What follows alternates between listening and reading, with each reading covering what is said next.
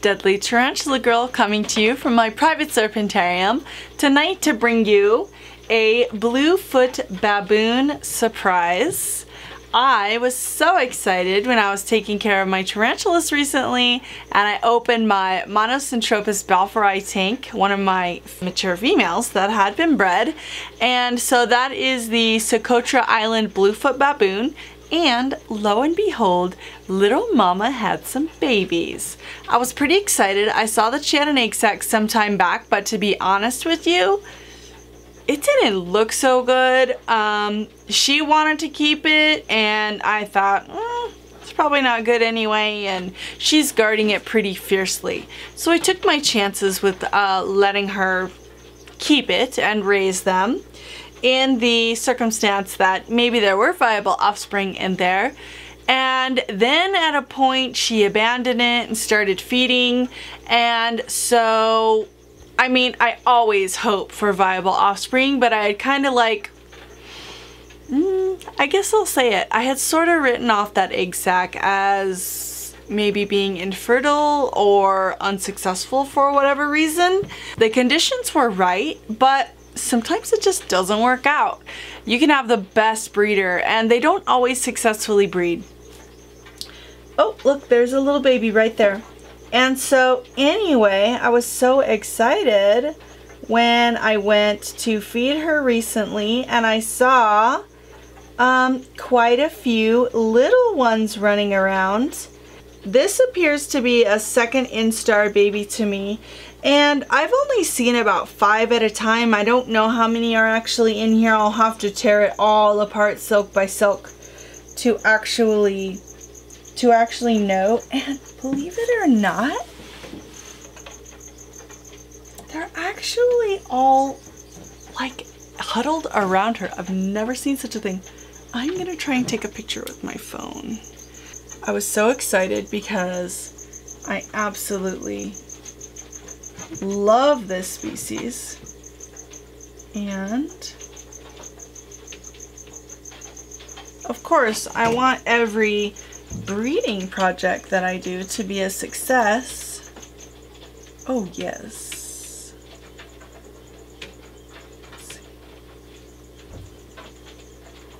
Actually videoing them, and you can see mom down in her burrow, and there's quite a few little abdomens sticking out from underneath her and crawling around her, which is totally amazing. And you can see there's big beautiful mama. So I am very excited about this. So if you haven't been following me for long, you know I have two Canon 70Ds. So I have one on me, one on the table, and now I've got close-up footage on my S8. And so yay, you guys will be able to see what I was seeing. We will insert that footage, or I hope my editor can do that. I think he's that talented. I have faith. Anyway, I don't want to disturb her or stress her out too much. There is still a chance she could cannibalize, although I did go ahead and feed her recently, and it looks like there was one little cricket hiding over here on the side, but everybody else looks like they were gobbled up, and I still see quite a few slings. Like I said, this wasn't the greatest numbers of reproduction because that sac was, it was small, it was dense, it looked shriveled. I really didn't think it was any good. Although I will say that Monocentropus balfouri are not prolific reproducers. So when you do have an egg sac from them, usually it's modest numbers.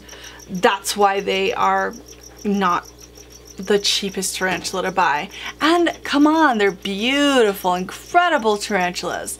So I'm super excited. I'm so honored to have had this experience. Oh gosh, she looks so pretty. I'm gonna see if I can get a picture from the front.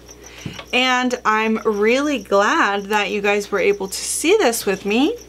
Go ahead and comment below the numbers that you think are hidden away in here. They're not huge, so don't get crazy. But I don't know, maybe one of you can win a little spiderling if you guess the correct number. Hope you guys like this one. If you've been with me for a while, you might have seen the video I did with Schoolman in Carlsbad. He actually had a big, beautiful communal Monocentropus balfouri tank. And he had, let me think, I think he started off with like 8 to a dozen adults, 2 or 3 males and some females. They grew up, they reproduced in there, and he actually had a successful communal Monocentropus balfouri tank. I think the key was he had a nice large naturalistic area and that they had several different burrows, but there were babies in there. Now, did any of them get eaten? I don't know, because after some time it looked like he only had a couple of adults in there. Some of them might have perished due to old age. I mean, I know that they were well cared for, so I think it's a risk. However, I was considering setting up a communal tank with all of these babies. So let me know what you think about that. Comment below whether or not you've seen that video, and I can link a card to that video if you're interested. It really was cool seeing that. Let me know whether or not you think I should attempt a communal tank, as well as how many babies you think are hidden in all this silk. Hope you guys like this one, and I'll catch you next time.